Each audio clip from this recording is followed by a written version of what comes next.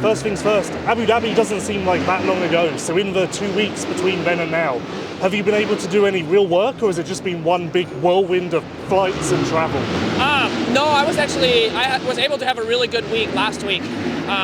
Obviously, it's a lot of traveling. I'm going straight from here to Australia.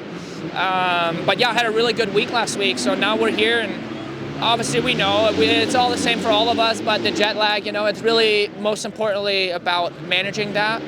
But I was really surprised. I was so tired on race day in Abu Dhabi that on the flight home, I almost slept the whole way and then slept at night again. And I felt really good that coming week. It's just weird how that works, because you'd go there and kind of feel like crap, and then you come back and it's the same trip, but then once I was home, I felt really strong again. So it's just weird how that works sometimes. You try to figure out to have the best, structure, but then you come home and that's when you feel the best. But it was nice for me to have a good week. Everyone has a different opinion on off-season races. Like, they see the travel as a waste of time, but is it actually good to kind of keep you fresh? Otherwise, you'd be in Florida doing the same routine every single day. So it must be nice just to change things up a little bit. 100%. I mean, it just depends how you schedule your entire year, right? Like for me, it was clear from the beginning on that I was going to do this, and I kept myself fit and strong, and this is the best I've been in general, and like I said, I committed to these off-season races, and it's the best practice you can possibly get. So for me, it's nice to switch up the monotony of, doing your off-season training and having the same stuff over and over. How was your foot after Abu Dhabi? Is that all okay? It's fine. Yeah, it's totally fine. It's just, it's tender, especially like walking around, like being in shoes, and I struggle with it a bit. Like obviously riding, like it's fine, but it's more so that it just constantly gets beat up, and I'm constantly nagging it. So I have a feeling that that's why it's gonna, I'm almost to 2 weeks. They usually say within the first week or 1.5 weeks. It's still in the acute phase, phase. So after 2 weeks, then it becomes, you get out of that, and then it'll probably heal a lot better. But it's just in the boot, especially, like it's a shitty area, because it's the ball of my foot. And it just has a lot of pressure. I run my boots pretty tight normally because that's just how I like it. So it's just kind of managing it, but it's fine. Did you actually get a scan or anything, or do you feel like it's fine? No, I feel like it's fine. I mean, obviously I finished a race, and I'm not the guy to run to the doctors right away. Unless I feel like something's really wrong. But when I was able to kind of like move around and walk, and then I rode on Tuesday right away, and it was a little painful, but I don't think it's painful enough to actually have some serious damage. It's just a lot of soft tissue and bruising. And last thing, you were here last year. How do you compare this track to last year? Is it more technical, less so? Last year's track, hold on. It's the same, we have 2 rhythm lanes, which is cool. But the track was really good last year, and the track's really good again this year. So yeah, it's a little bit, I should say what's funky about it is all these singles, they're really built a little awkward. Like some of the landings are really steep, and then getting the next one, the distances are not up to spec. So it's just a little bit off, and I think it just feels a little bit awkward. But having said that, it's nice to shake the rust off today, because if we would have to go straight into racing tomorrow, that's always a little bit more difficult. So, but yeah, it was nice to kind of get some laps in today.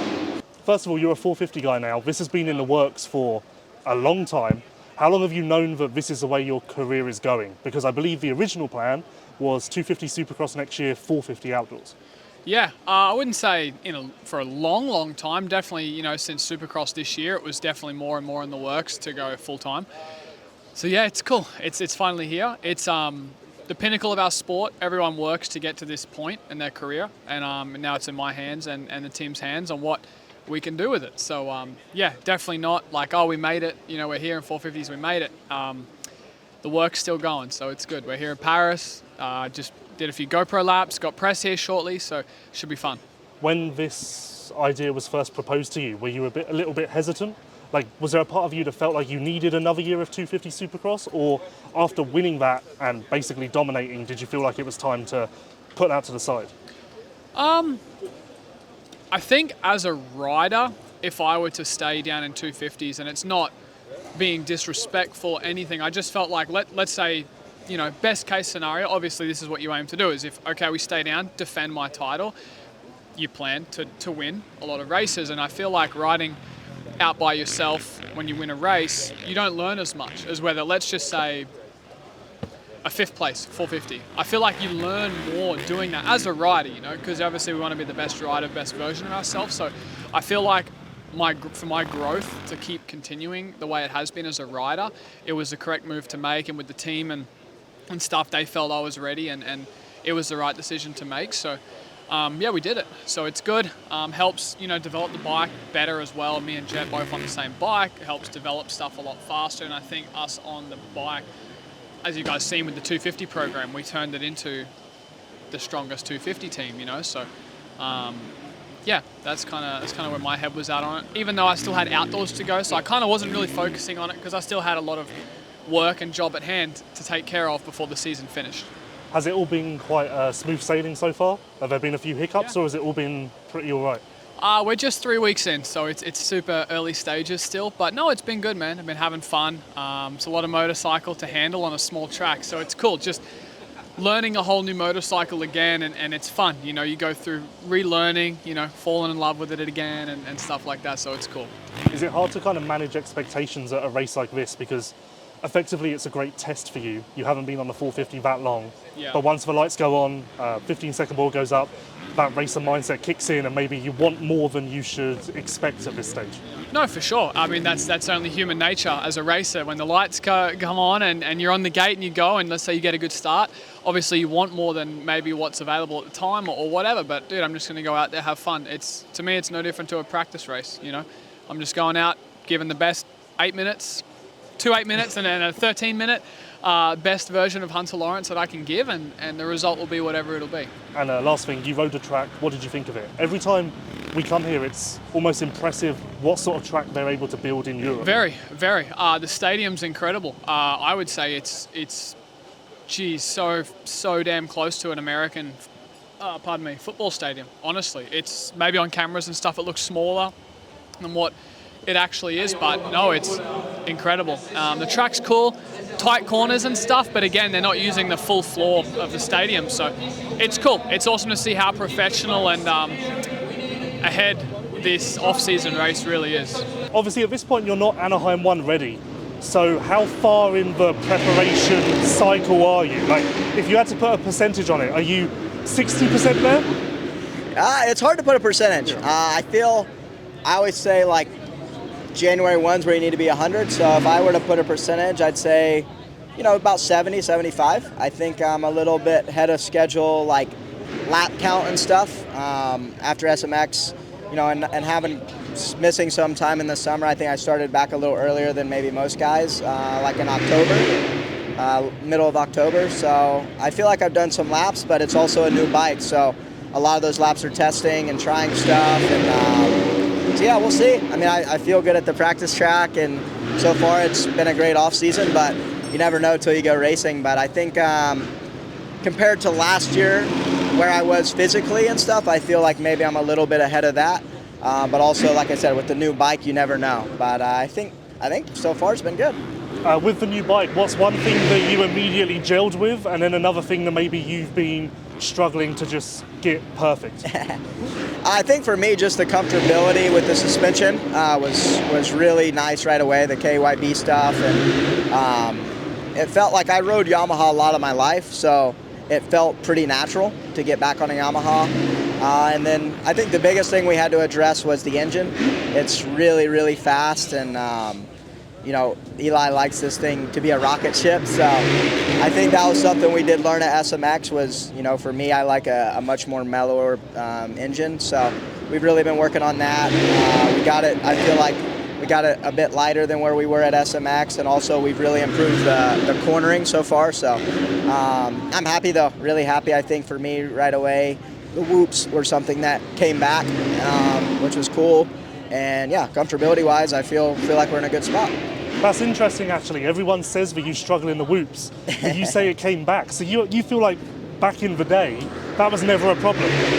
No, I mean, especially, I felt like I was pretty good on the Yamaha 450 actually in the whoops, not anywhere else on the old bike. But, you know, the 250 days, I remember we were fifth gear wide open in the whoops sometimes, and I felt like I was always strong. So yeah, I mean, it's tough, and this day and age, everyone's improving, and the whoop speed is definitely important. But yeah, I feel like for me it was coming back to the suspension, and maybe the chassis was just a much more comfortable feel in the whoops and rhythm sections and even the turns and stuff. But like I said, I think my confidence right away rose again when I got back on the Yamaha setup.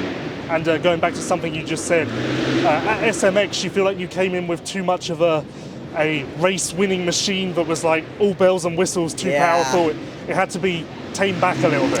Yeah, for sure. And like you said, I think it's tough, like when you get on a new bike, and I think because it's so different and all new, you really are excited, and I think just the change really stokes you out, which I still am stoked, don't get me wrong, but once you go race, you kind of fine-tune, you go, oh wow, okay, this is maybe an area, or this is an area, and yeah, I think for me the engine was really, really strong. My starts weren't very good. It was definitely a tough thing to ride for 20 minutes. It was great for some sprint laps and stuff like that, but it's, like I said, that stuff you learn as you race. And but the SMX were also different. I think the tracks were way different. Everything was so new. So like I said, we spent a lot of time beforehand kind of riding Supercross, and really wasn't Supercrossy. So like I said, getting back on the Supercross track, knowing, hey, these are the three or four things we want to really attack, and we have so far. And like I said, I feel like where we're at, being mid-November, we're ahead of schedule, and we'll see this weekend. And last thing, this weekend, how do you keep it fun? Because you're not Anaheim 1 ready, so technically the results don't mean anything. Yeah. But that's hard for a racer to hear, so how do you just keep it fun?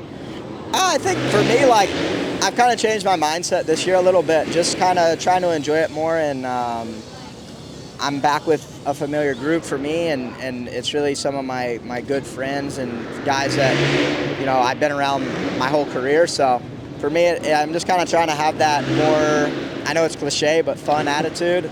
As much as I'm a hard ass, I want to race and win. I think some of my best years is when I've had a really good balance of that, not taking it too serious, but also putting in the work and putting in the time. And that's where I feel like right now I've been putting in the time, and our training's been really well so far, and the laps and everything, the testing's been really good. But like I said, I think I'm just coming here with more of an open mind. Yeah, I have a goal, but we'll see what happens. I look at last year, and honestly, I really struggled here last year. And I came at A1 and got second and had a great year. So I'm not going to take it lightly, but I'm also not going to hold it over my head for the whole offseason of how I did at Paris. So we'll see, though. I mean, it'd be nice to be battling for the win and be on the podium and stuff like that. But I think we're taking it more as like a learning step and just enjoying it. We don't get to come to Europe too often, so it's nice to come here and get some espresso and be jacked up and, ready to race. Obviously, you raced LA Coliseum. This is maybe a little more Supercrossy, so do you look at this as your first 450 Supercross race? Or did that already happen, or is that about to come at Anaheim 1? I would say so, yeah, probably first proper Supercross race. I mean, LA was it was more Supercrossy, but then again, kind of not. Oops. So I would say this is an official first kind of Supercross race, I would say. So I'm excited for it.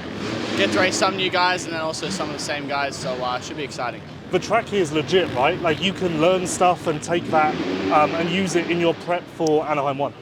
Yeah, no, for sure. It's built a little bit different than I would say the American tracks, but I mean, there's always something I can learn, especially being new to the 450 with Supercross. There's always stuff I can learn, that stuff, and so far it's been a fun learning curve for me on Supercross. Obviously, you are still in like a testing phase and building towards Anaheim 1. So how do you manage that expectation when it comes time to race tomorrow night? Maybe you want to learn some stuff, but then once the gate drops, obviously you're going to want to win as you are used to now. Yeah, no, it's to be honest, it's just going to be going off instinct, really. I mean, the mesh is all different here. It's like a square kind of metal gate, so we're just dealing with all new stuff here. The dirt's new for me and that stuff, so it's kind of just a learning weekend. Obviously, yeah, once the gate drops, I want to go for the win, but we're not going to be too silly about it. Has everything just gone perfectly since the off-season started? Has there been any hiccup, any mistake? Has anything gone wrong at all? I mean, with testing, there's always things going wrong just because you're trying so much different stuff. So, I mean, you can never really have a perfect off-season, you could say. Do you feel like there's still like a lot of work to do with testing? Or do you feel like you're in a pretty solid place where now you're just tweaking small bits? I'm in a pretty solid area. I did a lot of my testing early this year during the Supercross when I'd be on break, I'd do a week of 450 riding and testing and that stuff. So I've done a lot of my base Supercross testing. It's kind of, yeah, like you said, just testing new small parts and stuff like that. So it's kind of more like little increments that we're getting, not big things. Good big improvements, really, you could say. And last thing, how much did a break did you get to have after the Nations? Do you feel like you had enough time to recover and reset, or does this just feel like one long season? I think it was good. I had like a week or two off, so it was nice. I mean, normally I have a week off and back into it, but by the end of the vacation, it was kind of like, all right, I want to get back training again. So I think it was a good enough break. So yeah, I mean, I got a long season coming ahead of me. I haven't done full 17 rounds and then outdoors, so it's going to be exciting.